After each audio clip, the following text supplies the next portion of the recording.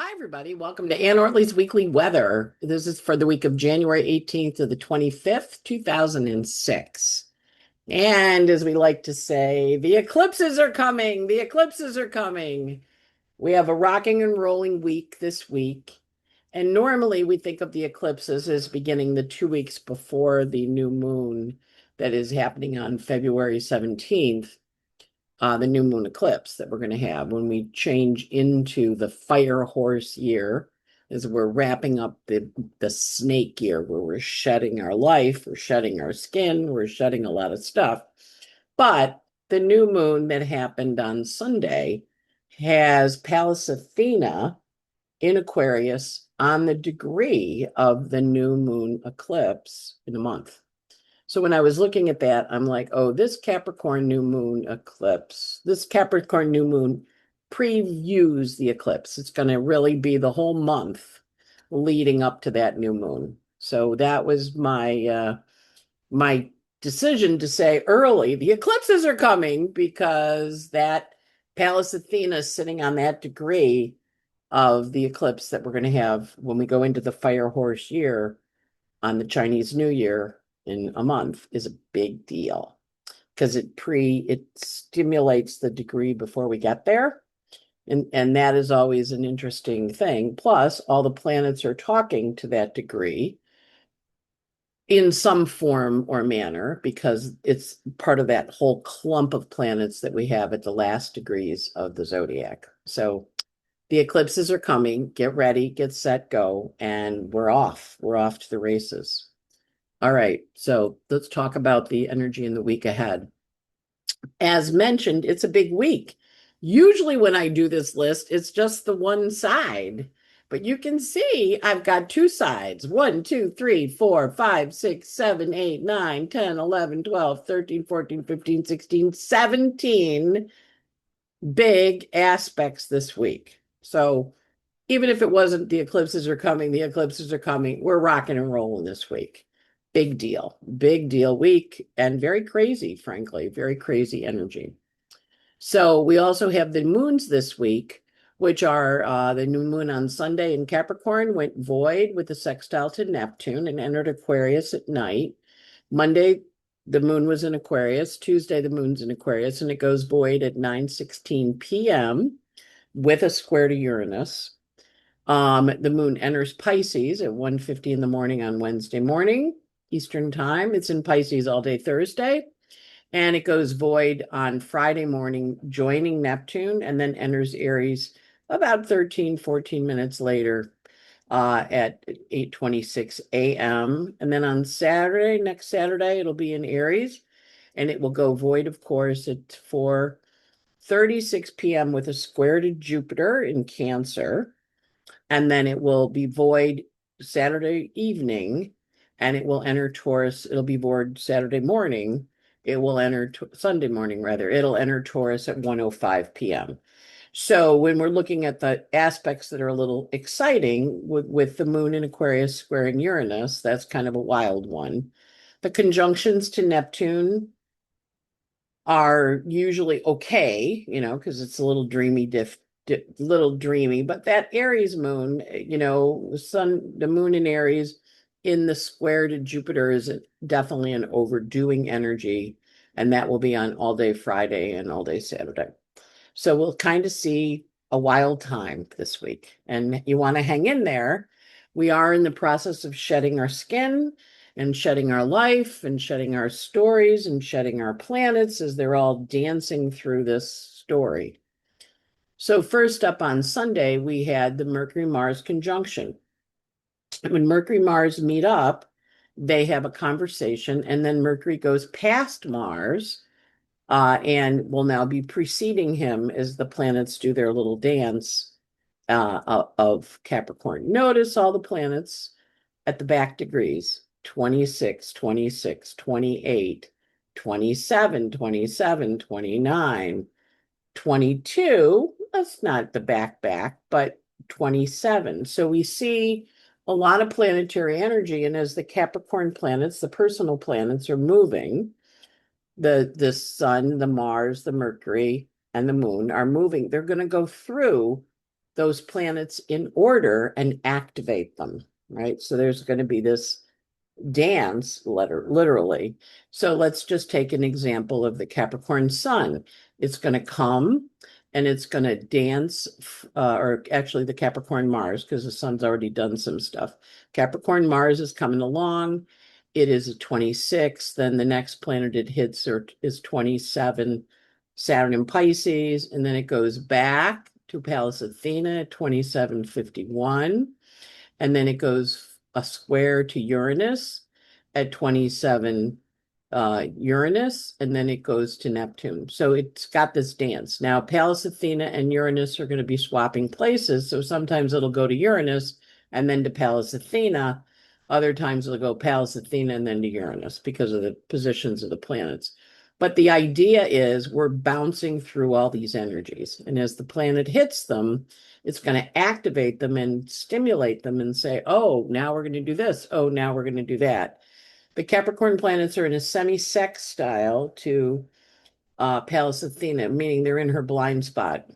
So she's going to give strategic advice, but it might not be right. The Saturn, of course, is at the last degrees of Pisces. So he's dissolving, releasing the structures. Neptune's at the anaretic degree of Aries, of Pisces, about to go into Aries.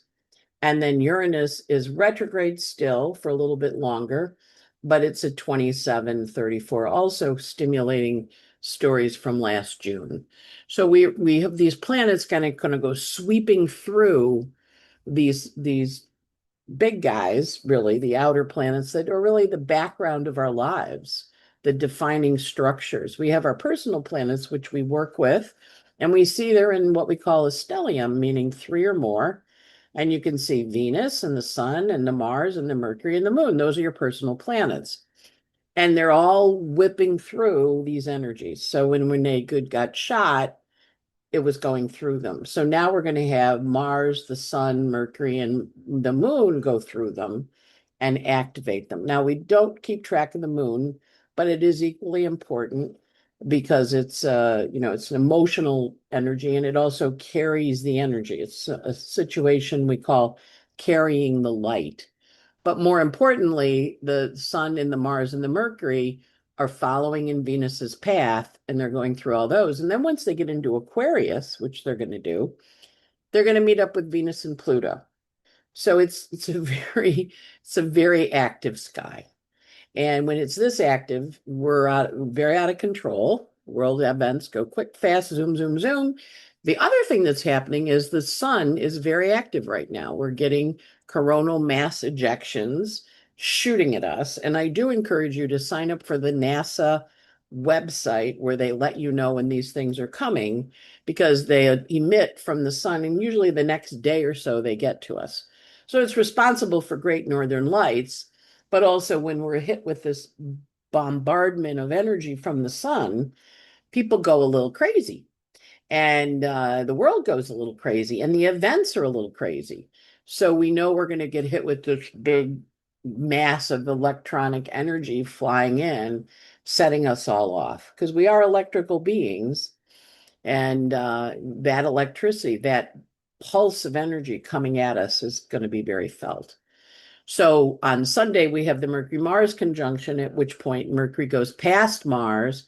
So he will precede him. So we're going to have the sun and then Mercury, and then Mars will bring up the tail. He'll be bringing up okay, you guys went Venus first, and then we're talking to the sun. We're having illumination, and then we're having communication with Mercury, and then we're having action with Mars. And while Mars is exalted in Capricorn, he is answering to a very sensitive, very old, very tired Saturn in Pisces. So we want to kind of watch that energy. And I don't know if you are following Minnesota, but they had the old man who had psoriasis that they brought out in 10-degree weather in his boxer shorts and his Crocs with a wraparound. And all I could think of was that's the Saturn Neptune aspect. Here he is freezing cold. He's an old guy. He lives there with his kids and his grandson. It was a mistaken identity case. He was a citizen. And the Department of Homeland Security said, well, we thought he was living with criminals who don't live there, right? So it's just that kind of energy where it's this flowing story where you're kind of go, whoa, whoa, whoa, what's going on? And then we back into what really happened. So the energy is very enticing for drama, very enticing for over the top.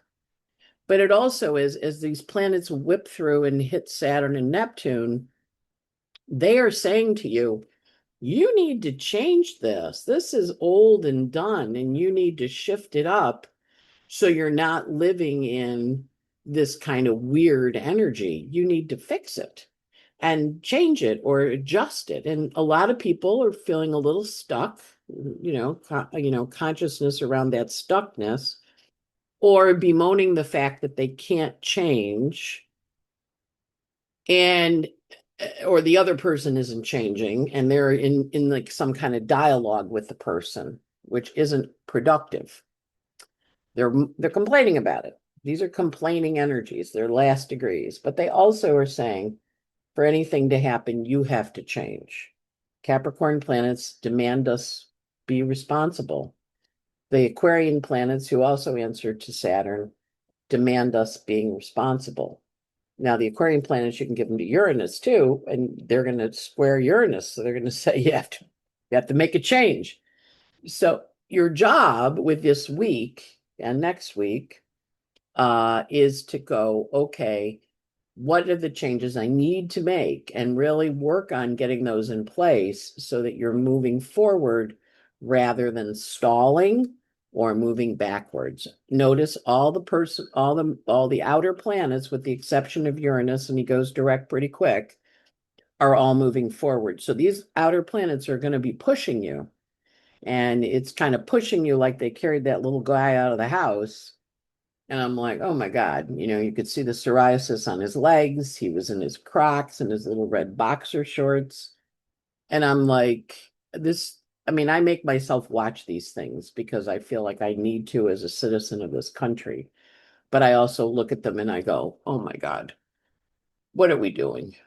And so that energy, how are we going to shift, change? What can we do about it? And in our own world, we do what we can do. And so I know my job is to be an astrologer. I can be an astrologer and I can provide astrological services to people that hopefully help them navigate these energies. But we all have a role. We're all here on Earth right now. And as we head towards these eclipses, they're very big. So we'll see what happens. So then we have the new moon. As I mentioned, the reason I'm saying the eclipses are coming is you can see Uranus up here at 28 is at the same degree as the new moon eclipse that we're going to have in February when we go into the fire horse year. Now, interestingly, that degree is also Donald Trump's descendant. He's a 28, 29 degree Leo rising. So the eclipse is taking place on his descendant, which is his relationships to other people. We have sunrise, where we arrive in the earth and we take our first breath of life. And we have our descendant, where we take our last breath of life and we leave. We have sunrise, we have sunset. So the eclipse is going to be on Donald Trump's sunset. So we're going to watch that because that energy is very strong. Uranus is very active. And you can see Pallas Athena here is 28 and Uranus is 27. So Uranus is going to fire and then Pallas Athena is going to fire because they're in a square. So it's a lot of energy in the sky for making things be very wild. Donald has a Sun Uranus conjunction. There is a Sun Uranus trine. He's having a natal excitation. So we're watching him as the leader of the United States as we're heading towards these very potent eclipses.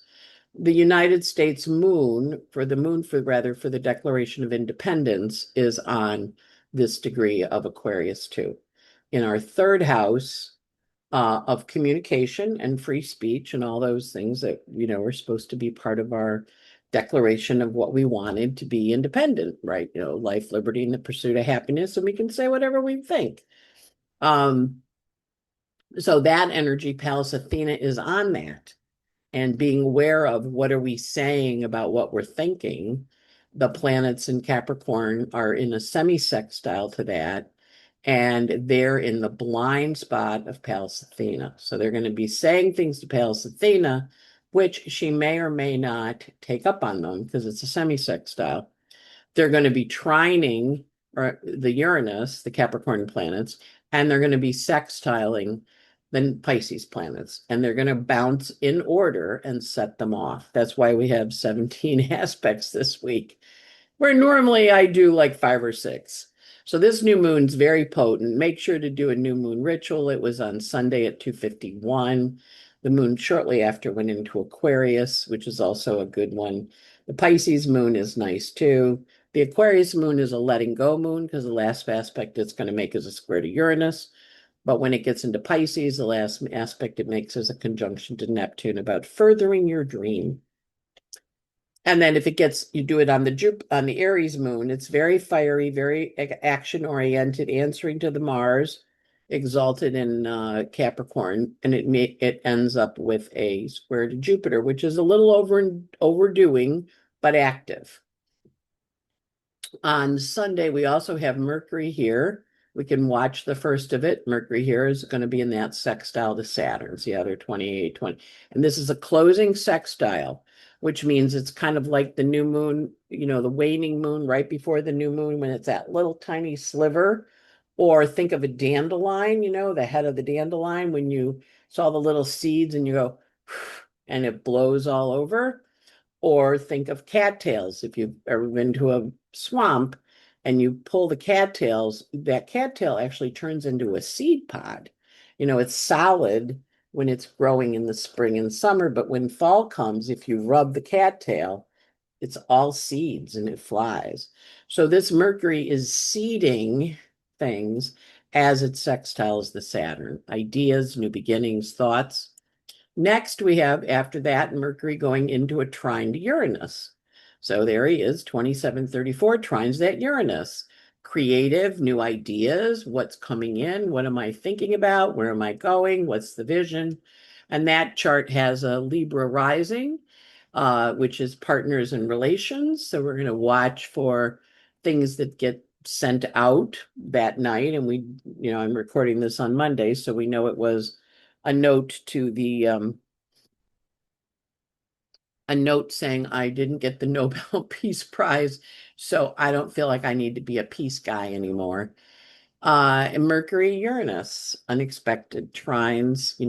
You didn't do this for me, so I'm not going to do that for you. So watch for the word that's in your life. You said this to me, and I'm now not going to follow the rules. Uranus. So that's a trine, but it's a self-justifying trine. Watch your own world to see if you're self-justifying, but also if you hear self-justifying things in the world, go, does that make sense? And from the person's perspective, because Mercury's in Capricorn, and they're feeling sorry for themselves, yes, it makes sense because they've fired up with the Neptune and then they're feeling like they're suffering. So then they're going to say, I'm suffering. And you're like, oh, you're suffering, huh? All right. And then because of that, I'm going to change. I'm not going to be a nice guy. All right. This is the energy. It's like a crazy week. Next up, the sun moves into a sextile to Neptune. It already finished the aspects to Saturn, the aspects to Uranus, the aspects to Athena last week. So now it's in a sextile to Neptune. Neptune's on a world point, 02950, 10 minutes away from 0 Aries. So this is a pronouncement. This is on Monday at like 5 o'clock saying, okay, this is where we're headed.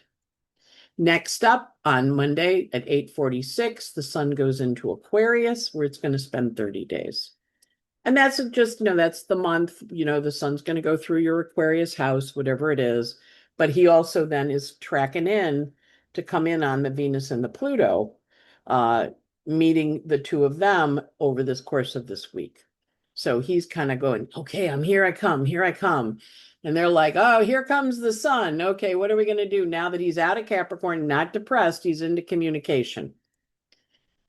Next on Monday at 11 o'clock, Venus meets up with Pluto, which she's been approaching. So Venus Pluto is a value contribution. Like, what's the value statement here that's happening?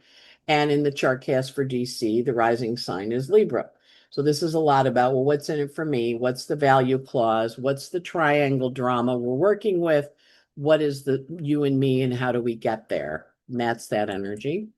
Then we get to Tuesday. This aspect, the Saturn sextile the sun, happens every 48 years. This is a very uncommon aspect.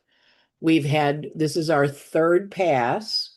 We had one in April, we had one in October, and we're having one now. And this is our third and final pass. And the cycle is a 48-year cycle for when Saturn meets Uranus. And the last time it happened was in 88. And we are in the distribution end of the cycle, meaning Uranus, as the slower moving planet, is receiving the closing sextile from Saturn. They will meet again I think, again in 2032 or 2036, but they're in the closing distributive energy, and they're back to 88, 89, which, if you remember, was the last time Saturn and Neptune met with Uranus. The three of them, the babies born in 88, 89 have Capricorn, Saturn, and Neptune, or Uranus, Saturn, and Neptune all in Capricorn. I said that wrong. Because what happened was the Berlin Wall was there, and then one day, poof, it was gone. Just collapsed. And when it collapsed, it led to a whole series of events, including the EU being formed and the Euro. It was around the time that the USSR broke up, because the wall that separated them fell apart. It also was Tiananmen Square. So in Tiananmen Square, you saw the guy stopping the tanks, but that protest got squashed, right? Whereas the one in Europe unfolded as it would. And now we are at the closing sextile of that.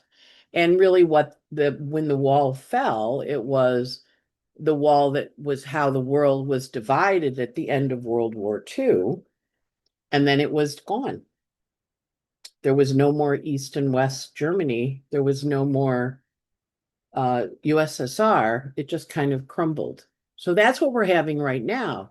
Saturn and Neptune are crumbling things because the structures are failing all around the world. They're dissolving and being repositioned. You want to think of it as a sand castle on a beach. You got the castle and the tide comes in and takes it out, but not completely. It's like a lump. Then the tide comes in again, takes a little more of it, and the tide comes in again, and then eventually the sand is flat. That's what's going to happen when we get to February 20th. The sand will be flattened.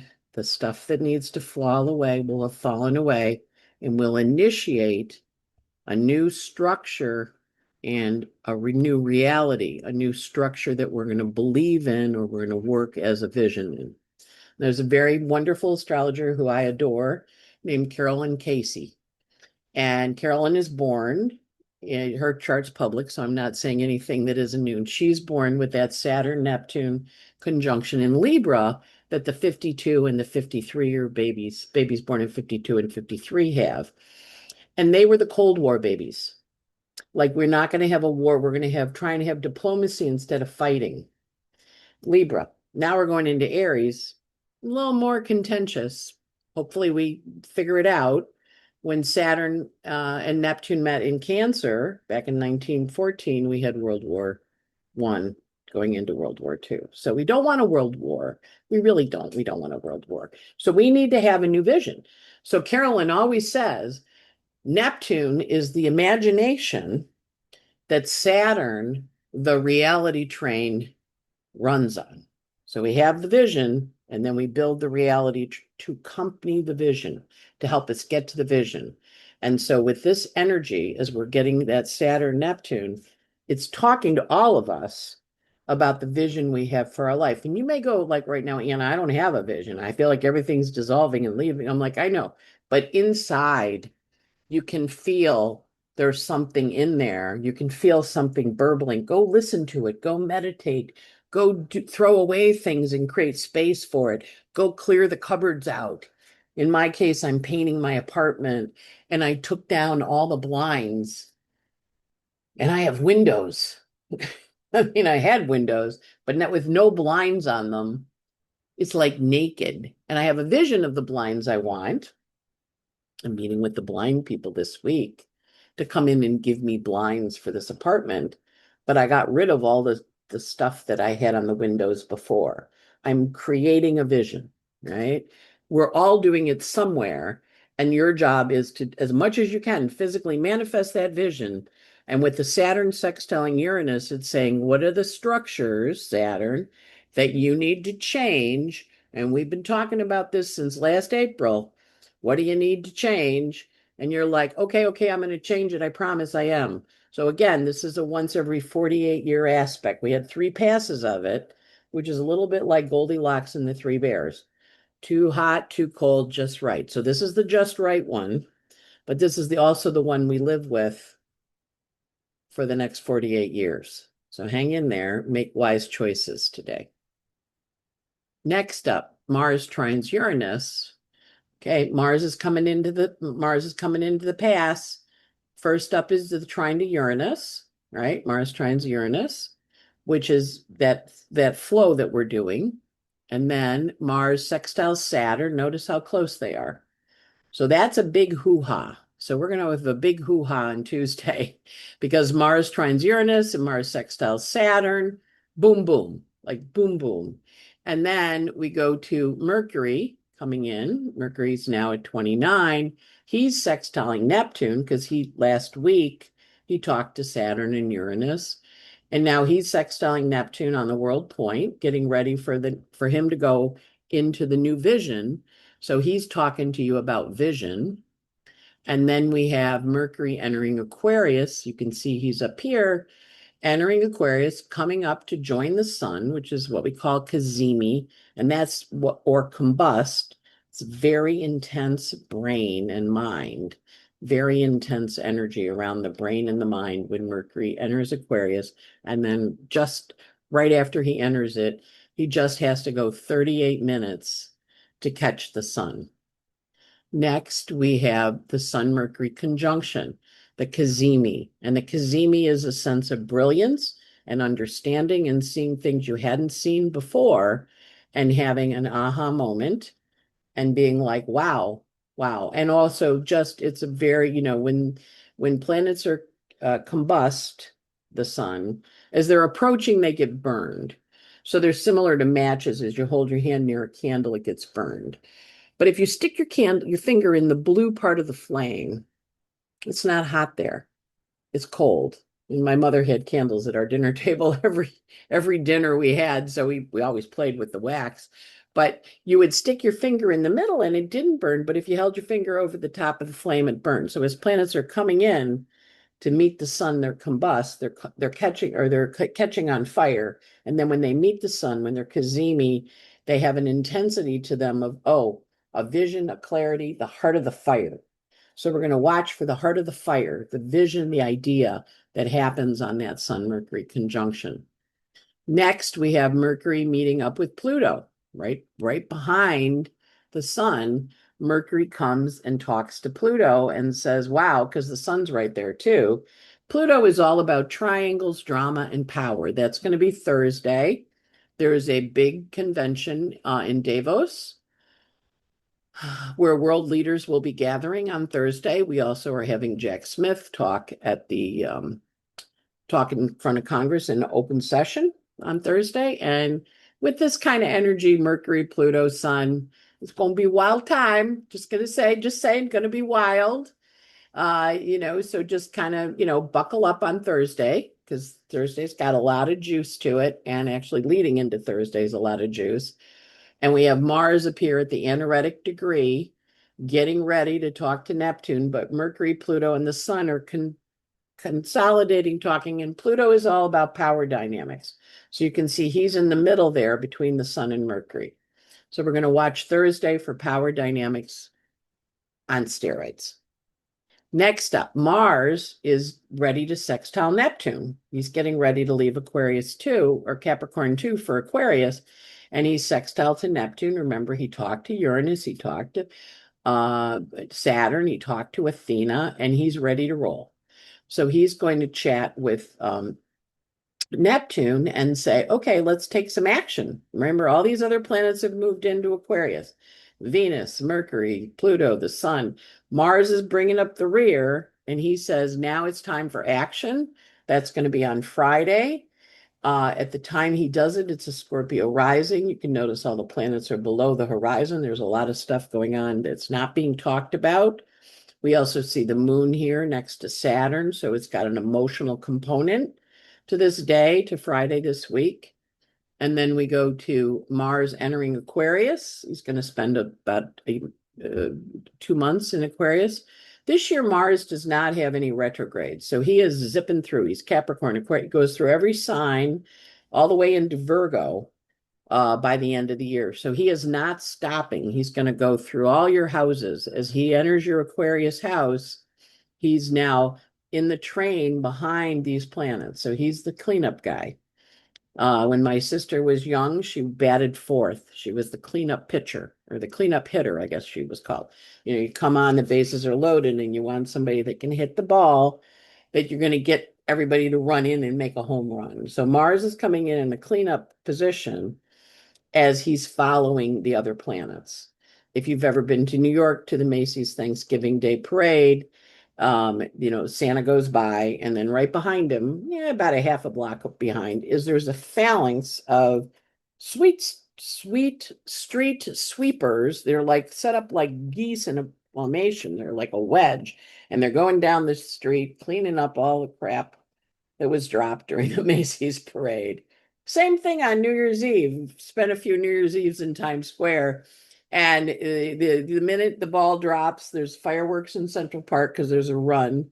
The Roadrunners has a run in Central Park. You turn around, you watch the fireworks, and everybody leaves. And there's just mess everywhere, and the street cleaners come in. So Mars is acting as the street cleaner. He's coming in behind the rest, and he's got his little broom out, and he's sweeping it, and he's helping everything move along. Then on Friday, we have the sun meet up with Pluto. Again, once every year, but Pluto has been in Aquarius now for a couple years, but the sun only met Pluto last January when he met him. He met him then for the first time in 250 years. So they've had a year to get to know each other. And of course, January of last year was when we had the administration change, and the sun met Pluto back then. So now the sun is meeting Pluto again for the check-in, like how'd that first year go with the sun and Pluto in Aquarius, right? They're having a little conversation. So that's going to happen on Friday. Like what actually happened and how did we do? Because remember, Mercury and Venus and Mars all met Pluto the year before that. They met Pluto in 2024. And the moon, of course, met him a couple of times because she wanders around pretty quickly.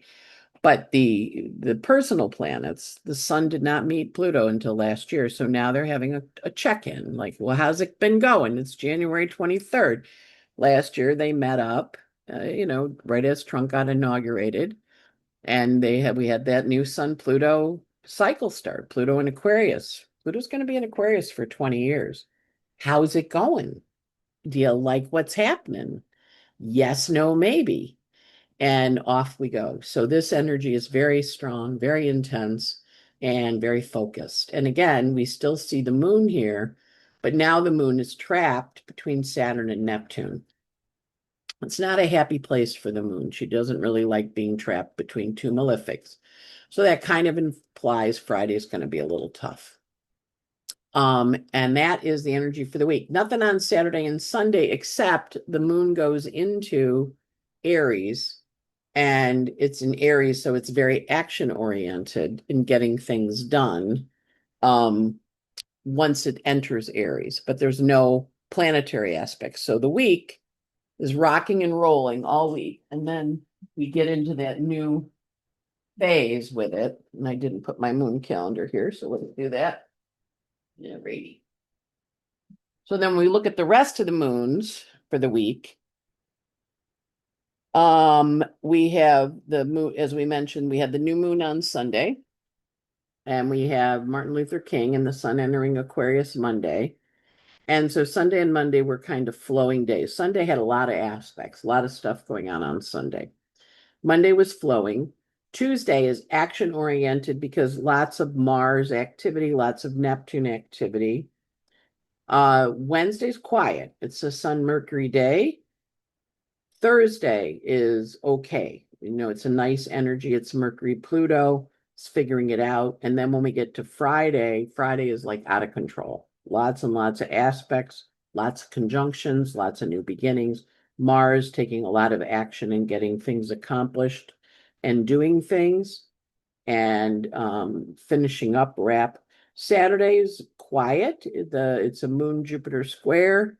Sunday has a lot of squares, but it's emotional squares. It's the Taurus moon squaring the Mars, squaring the Uranus, squaring the Sun. As the moon goes into Taurus, it's going to square the Aquarius planets. So Sunday's a little tough emotionally. Friday and Tuesday are our kick butt energy dates this week. Tuesday's tougher than Friday, but Friday has a lot of reveals. And the good part is, because there's always a good part, a lot of these energies are sextiles. So sextiles are working aspects that show us stuff. It is sextiles with mean planets, which we have to take into consideration, but it also has an energy of, well, okay, now what? And so that's what you're going to ask this week. Okay, that happened, now what? And you want to be focused on now what for you, because as we are heading towards the new moon, we're in eclipse season. Things go very quickly, change radically. Eclipses mean to rise up, eclipsen, or to leave. And as mentioned before, the eclipse is on Donald Trump's descendant, his endings of things, and also he was born on an eclipse. So he's very sensitive to eclipses. So last eclipse in September, when everybody was going, "Where's Donald? Where's Donald?" over Labor Day weekend, and the boys, not England, China and Russia and North Korea and India were all meeting in China, and Donald didn't go, and nobody knew where he was. He probably had a stroke that weekend. I mean, they didn't talk about it, but he certainly behaves like he had a stroke. And that was eclipse season. And now we have another eclipse season, and this one's a dead hit on his descendant. So lots of energy with him also. And because he's a Sun Uranus, and because all these planets are talking to Uranus, this is a very active time in his chart. And he's the leader of our country. So we watch that energy and we go, okay, change, change, change. Now in your life, on your personal level, your job is to do your change, change, change. I got rid of my blinds. I'm getting the apartment painted. Change, change. I'm throwing away things. Change, change. I'm like, I don't really need that. Let me put it in the Goodwill box. What happens when you paint your apartment? Do I want to keep that painting? I think I'm going to get a new painting for that part of the wall. Watch where the planets are in your chart. We're looking at the Capricorn planets. We're looking at the Pisces planets. We're looking at the Taurus section, because that's where all the energy is swirling around. And of course, the Aquarius planets, the Aquarius section for the new beginnings. So off you go. I did do a year ahead, which is out there. You can purchase it. We talk about the year ahead and what's happening. And also I just did a new moon video. We had the webinar on Friday, but you can buy it. And I went into extensive conversation about the new moon and how to work with it, because it's a biggie. And in your own life, just do a new moon ritual. It's definitely worth your time this new moon to do it. You saw how juicy that moon was. So in the meantime, have a great day. Consider subscribing to my Cupful of Stars, where you get a daily 10-minute audio, 6 to 10-minute audio, a list of timed aspects, and a theme song for the day. And off you go. Have a great week.